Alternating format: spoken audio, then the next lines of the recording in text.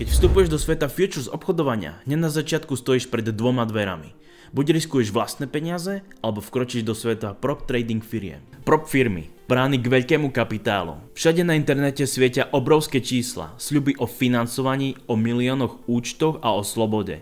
Pre čerstvého tradera to pôsobí ako adrenalinová výzva. A práve preto to toľký chytilo. Na prvý pohľad to vyzerá, že sú tu preto, aby ťa vystrelili z tvojej malej izby rovno do snového sveta. Aby si prekročil celé roky budovania kapitálu a išiel hneď obchodovať veľké peniaze. Ale to, čo väčšina nováčikov nevidí hneď na začiatku, je, že pod touto žiarivou fasádou sa skrýva o mnoho viac. A nie všetko v prospech obchodníka.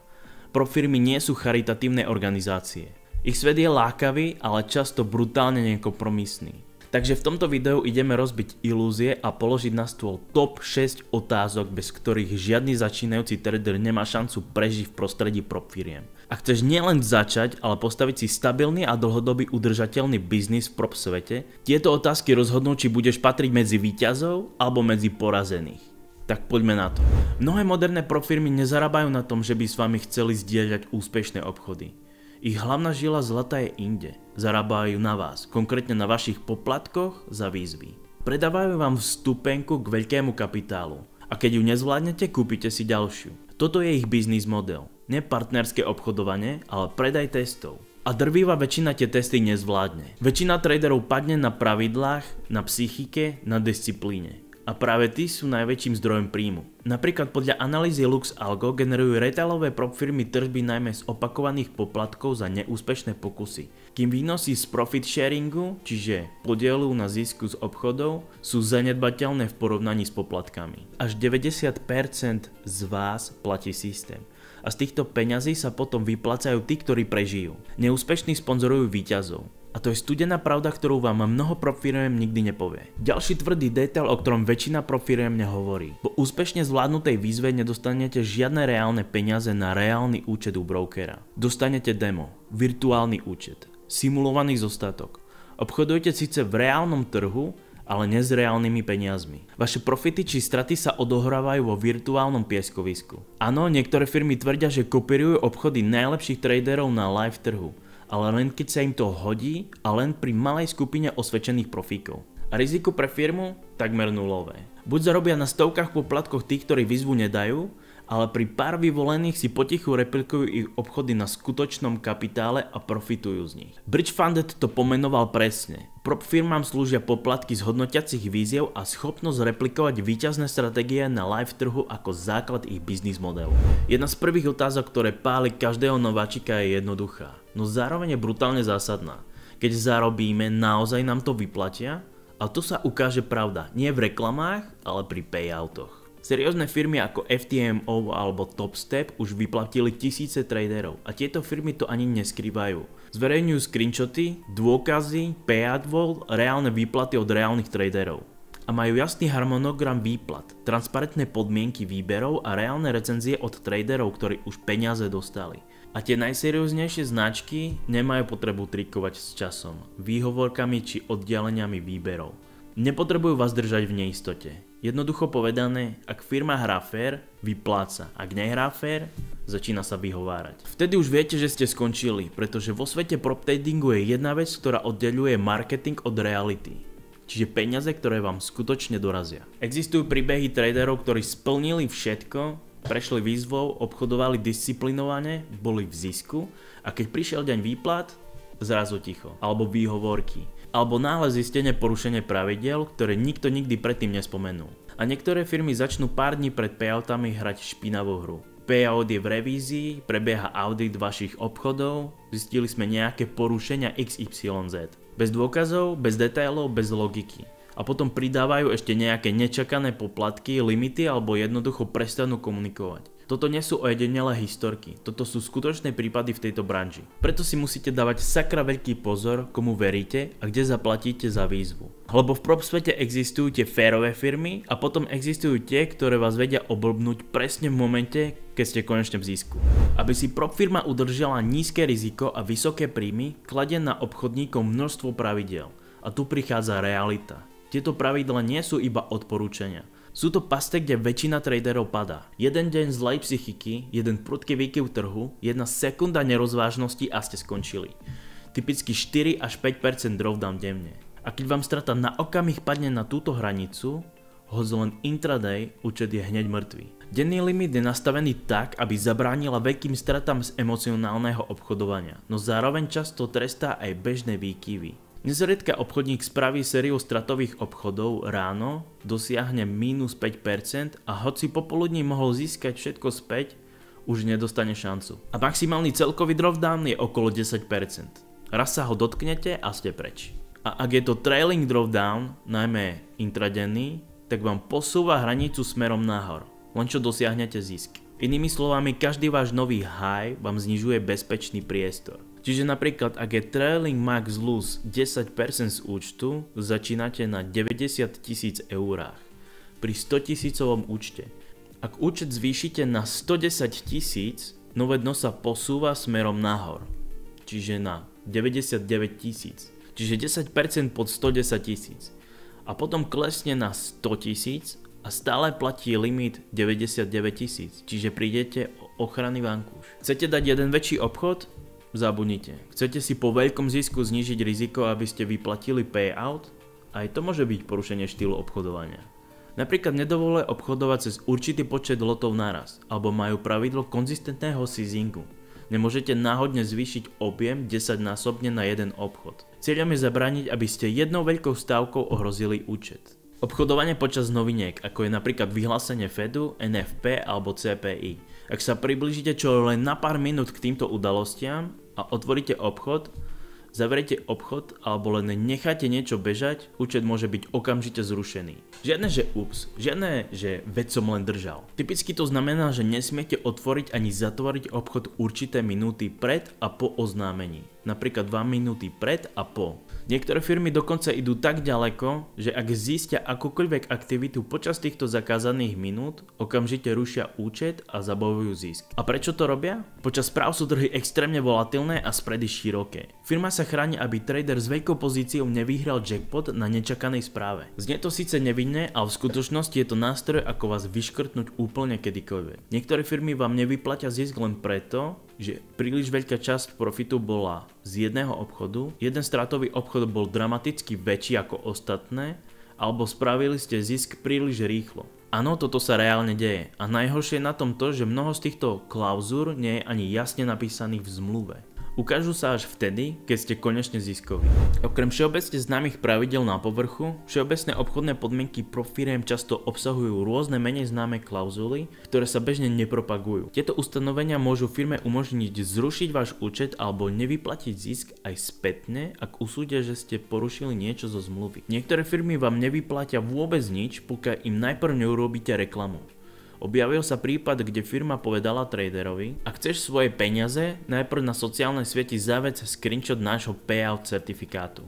A až keď to urobíš, potom ti pošleme výplatu. Je to úplná inverzia reality. Oni chcú, aby ste najprv hrali, že vám zaplatili, aby mohli lákať ďalších ľudí. A až potom možno zaplatia vám. Seriózna firma by nikdy nepodmiňovala výplatou to, že jej robíte marketing. Spoločnosť si vyhradzuje právo kedykoľvek zrušiť účet alebo zadržať výplatu v prípade podozrenia na podvodné, manipulatívne alebo inak nežiaduce správanie. A čo to znamená v praxi?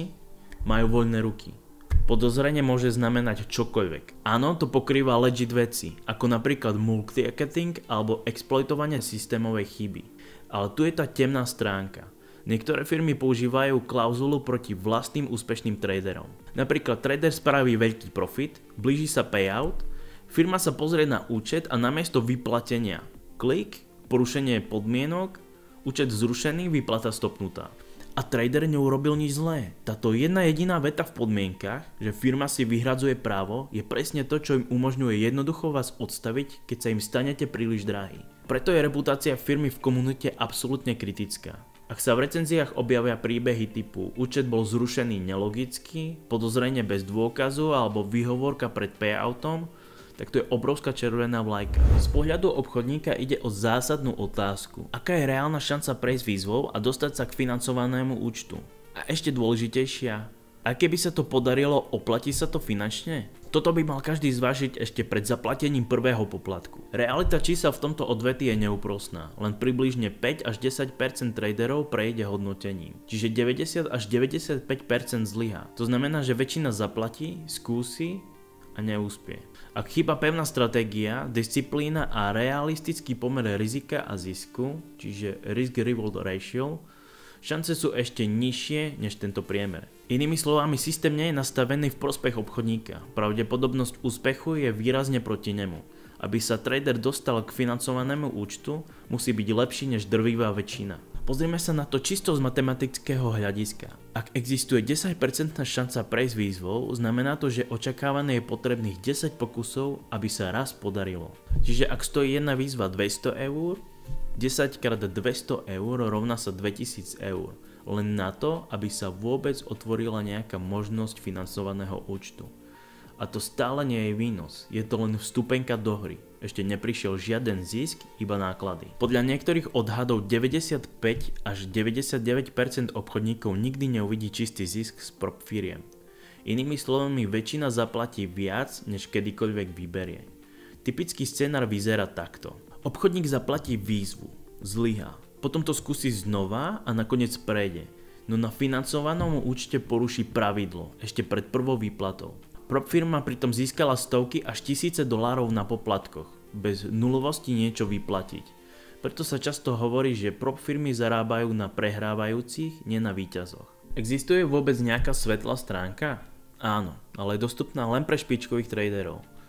Pre tých, ktorí majú pevnú disciplínu, funkčnú otestovanú stratégiu, nulovú impulzívnosť a schopnosť dodržiavať pravidlá. Pre takých môže byť prop trading skutočne výnosný. Predstavte si ideálny scenár.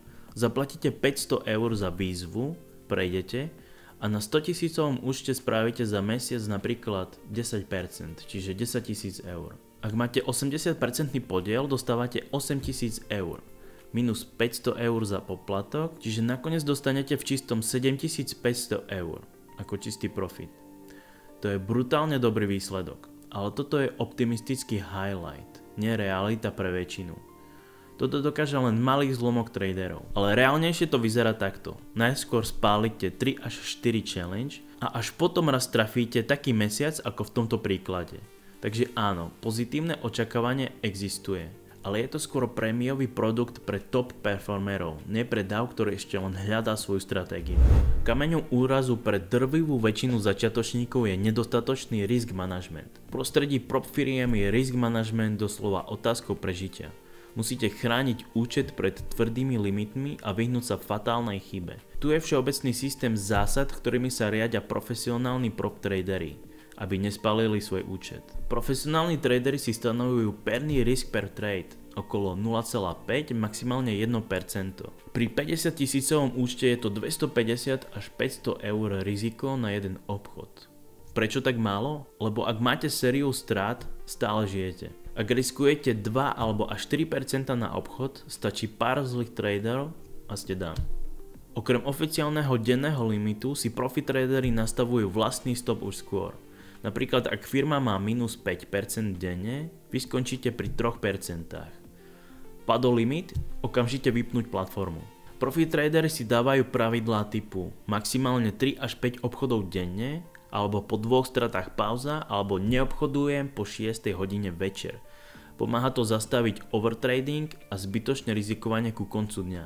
Profi tradery neplňa profit target hneď v prvom týždni. Napríklad ak máte 30 dní time limit alebo ak nemáte žiaden limit, na plus 8% target stačia malé denné zisky, napríklad 0,5% alebo 1% denne. Dôležité je neprehrať účet, nerýchlo vyhrať. Každý obchod musí mať plán a stop loss. Čiže neposúvajte stop loss len, aby sa to snáď otočilo.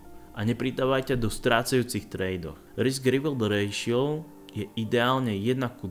Hoci prop trading môže pôsobiť atraktívne vďaka možnosti rýchleho zisku, pre väčšinu začiatočníkov predstavuje veľmi rizikovú cestu. Vyžaduje skúsenosti, disciplínu, schopnosť zvládať stres a akceptovať vysoké straty. Väčšina nováčikov v tomto prostredí končí stratovo, pretože ide o špekulatívny prístup, kde sa chyby trestajú okamžite. Napríklad dlhodobé investovanie do akcií alebo ETF fondov má výrazne odlišný profil rizika aj pravdepodobnosť úspechu. V tomto prípade totiž štatistika hrá v prospech investora. Historické údaje ukazujú, že široký akciový trh, napríklad index S&P 500, prináša v dlhodobom horizonte priemerný ročný výnos okolo 8 až 10% vrátane dividend. Takéto investovanie nevyžaduje neustále sledovanie grafov ani rýchle rozhodovanie. Mnohé investičné platformy ako napríklad XTB či eToro umožňujú nakupovanie akcie a ETF už od 10 €, čím robia vstup do investovania dostupný aj pre bežných ľudí. Odkazy na naše video o investovaní do ETF a na recenziu brokerov XTB a eToro prikladám do popisu videa. Zatiaľ čo v prop tradingu môže jediná chyba znamenať stratu účtu, pri diverzifikovanom portfóliu sa riziko vážne rozkladá. Investor tak profituje z rastu celej ekonomiky, nielen z krátkodobých cenových pohybov. Teraz mám k vám jednu prosbu a je vážna. Potrebujem vašu pomoc. Musíme ochrániť nových traderov ešte predtým, čo ich tam vonku môže zničiť, ešte skôr než začnú. Takže zdieľajte to každému, kto premýšľa na prop challenge, nech vidí realitu. Nech nejde na slepo. Ak ste mali dobrú skúsenosť s prop firmou, napíšte to dole do komentároch. A ak ste mali zlú, napíšte to tiež. Nech je tento priestor fórum pravdy o prop firmách. Nie preto, aby sme nadávali, ale aby sme pomohli tejto komunite prežiť a zvíťaziť. Ďakujem za sledovanie a vidíme sa pri ďalšom videu.